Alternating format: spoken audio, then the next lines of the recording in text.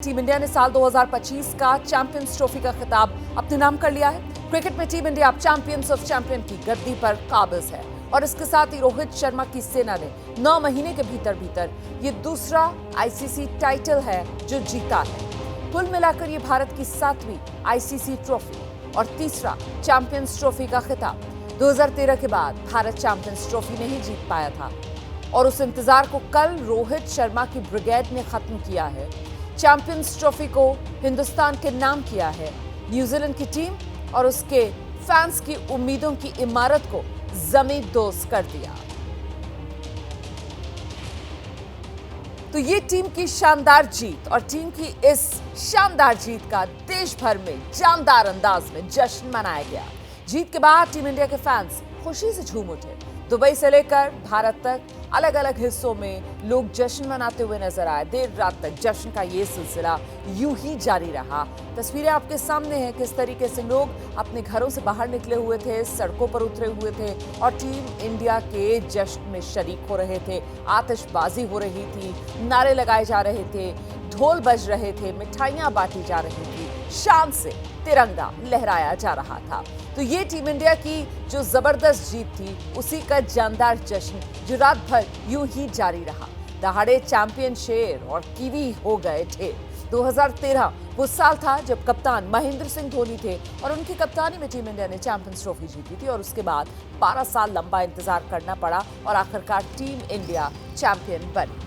और इस बीच ये जो तस्वीरें आप देख रही हैं, ये अक्षर पटेल के घर के बाहर किस तरीके से फैंस पहुंचे और उन्होंने जश्न मनाया। तस्वीरें आपके सामने हैं। अक्षर पटेल कल शानदार प्रदर्शन अक्षर पटेल का रहा पहले गेंद से और उसके बाद बल्ला जिस तरीके से अक्षर पटेल ने संभाला, साझेदारी जो अक्षर पटेल ने निभाई।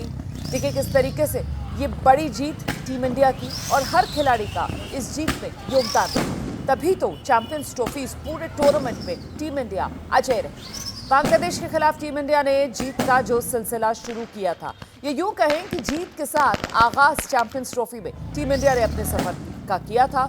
उसके बाद फिर पाकिस्तान, फिर न्यूजीलैंड, सेमीफाइनल में ऑस्ट्रेलिया और फिर फाइनल में एक बार फिर न्यूजीलैंड को मात देकर चैंपियंस ट्रॉफी का खिताब टीम इंडिया ने अपने नाम किया। अक्षर पटेल के घर के बाहर ये जश्न और अक्षर पटेल के जो पिता हैं उनकी भी इस जीत पर प्रतिक्रिया सामने आई है। सुनाते हैं आपको। के लिए तो एक आनंद की बात है कि मेरा बेटा इस चैंपियन ट्रॉफी में शामिल था और मेरा बेटा चैंपियन ट्रॉफी लेके आएगा। अक्षर पटेल ने बारी संभालने की कोशिश की। मैंने देखा कि 2 विकेट जब गिर गई थी तो उसको संभालने के लिए बोला था, तो वो रन बनाने के लिए नहीं लेकिन खड़े रहने के लिए खेल रहा था और इसकी वजह से शायद लोगों को पसंद आया नहीं आया। मुझे बहुत पसंद आया कि उसने लंबे समय तक खड़े रह के रन भले थोड़े कम बने बॉल से लेकिन अच्छा किया। एक ऐसी जीत जो लंबे समय के लिए टीम इंडिया के फैंस के जहन में दर्ज हो गई है। देखिए रोहित शर्मा ने कल भारत को अपनी कप्तानी में चैंपियंस ट्रॉफी का टाइटल जिताया है। पूरी दुनिया में इस वक्त रोहित शर्मा के नाम की गूंज है। भारतीय कप्तान रोहित शर्मा के कोच दिनेश लाड इस वक्त हमारे साथ मौजूद है। हमारे सहयोगी मृत्युंजय उन्हीं के साथ मौजूद हैं और सीधे आपको मृत्युंजय के पास लेकर चलेंगे और जानेंगे मृत्युंजय से कोच साहब की प्रतिक्रिया। कल तो कप्तान ने कमाल कर दिया, कप्तानी पारी और चैंपियंस ट्रॉफी भारत के नाम। मृत्युंजय। रोमाना निश्चित तौर पर क्या जीत, क्या शानदार जीत, क्या रिकॉर्ड, क्या पारी, क्या रोहित शर्मा का इंटेंट। और रोहित शर्मा एक बादशाह कप्तान जिसे मुंबई का राजा कहा जाता है, रोहित शर्मा।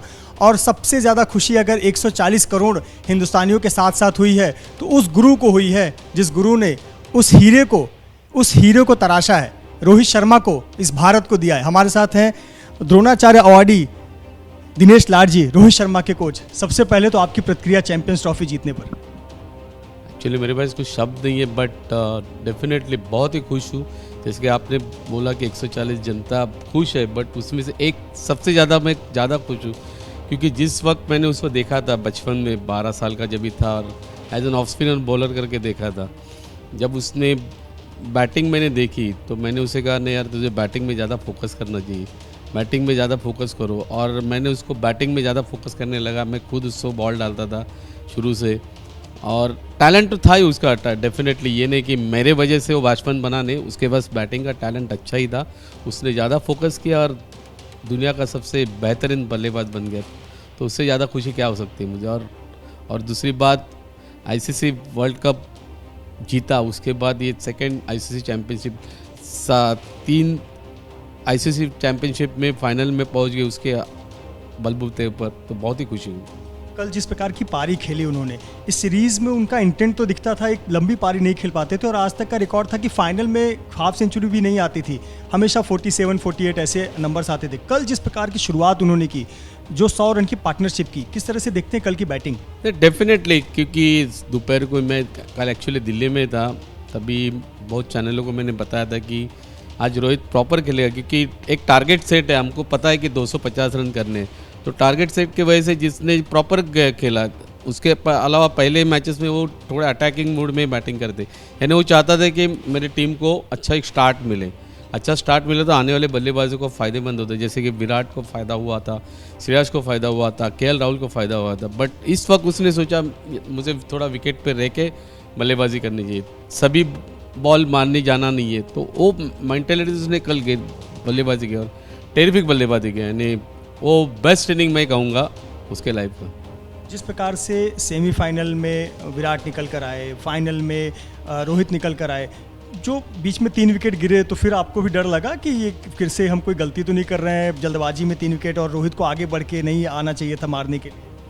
हाँ, डेफिनेटली थोड़ा एक अलग मूड में निकल गया, बॉल डालने के पहले बाहर निकल गया था, थोड़ा इन्हें डोमिनेट करने चाहते, क्योंकि उनके पास स्पिनर्स कम हो गए थे, और रचिंद्र रविंद्र का अगर डोमिनेट कर देता तो उनके पास बॉलर ही नहीं थे, कि फास्ट बॉलर ही थे, तो एक चांस लेने गया, पर अनफॉर्चुनेटली आउट हो गया। बट मुझे पता था कि हम लोग ये चेस करेंगे, बिकॉज कि केएल राहुल अच्छी बल्लेबाजी कर रहा था, श्रेयस ने अच्छी बल्लेबाजी की थी हर मैच में, तो डेफिनेटली। और अक्षर, हम लोग अक्षर को भूल जाते हैं, बट अक्षर बीच में आके जो बल्लेबाजी कर रहा था हर मैच में, उसने प्रूव कर दिया कि एक अच्छा ऑलराउंडर मैं हूँ, तो उसने भी अच्छी बल्लेबाजी की और रिजल्ट अच्छा आ गया हमारा। चैंपियंस ट्रॉफी पर जाने से पहले दिनेश लाड से क्या बातचीत हुई थी? क्योंकि ये बीच में कार्यक्रम भी हुआ था मुंबई में वानखेड़े स्टेडियम में, कोई 50 वर्ष पूरे होने पर, तभी भी उन्होंने कहा था कि हम चैंपियंस ट्रॉफी जीत कर आएंगे। आपकी क्या बात हुई थी? डेफिनेटली, क्योंकि मुझे पता है कि जब T20 वर्ल्ड कप, जबकि 2023 का वर्ल्ड कप हार गए तो थोड़ा नर्वस हो गया था। उसके बाद उसने जब उसको T20 का कप्तान बनाया, तभी मुझे कहा था उसने, सर आपको बड़ी गुरुदक्षिणा दूंगा मैं आने के बाद। मतलब ठीक है, तो उसने जब वर्ल्ड कप जीता तभी मुझे फ़ोन करके बताया, सर देखिए आपको मैंने गुरुदक्षिणा दी है। तो अभी जब चैंपियंस ट्रॉफी के लिए जा रहे तभी भी मैंने मुझे उसे कहा कि सर हम लोग चैंपियंस ट्रॉफी जीत के जा रहे हैं, आप डोंट वरी, आप दिमाग ठंडा रखो, क्योंकि मुझे इसके लिए मैं पहले मैच से ही कह रहा था कि हम लोग चैंपियनशिप जीतेंगे। शुरू से मैं कहते हैं, आप पहले मैच से मुझे पता था कि रोहित जो प्रॉमिस देता है और प्रॉमिस फुलफिल करता है, उसने प्रॉमिस फुलफिल किया।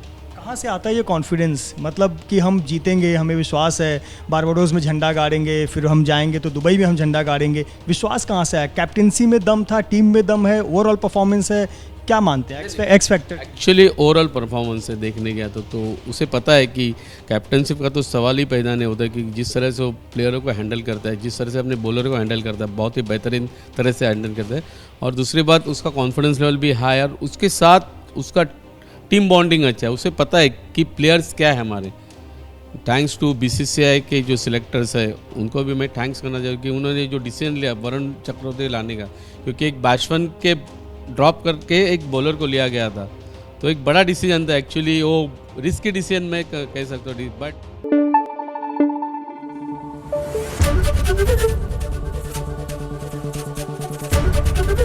ABP न्यूज़ आपको रखे आगे।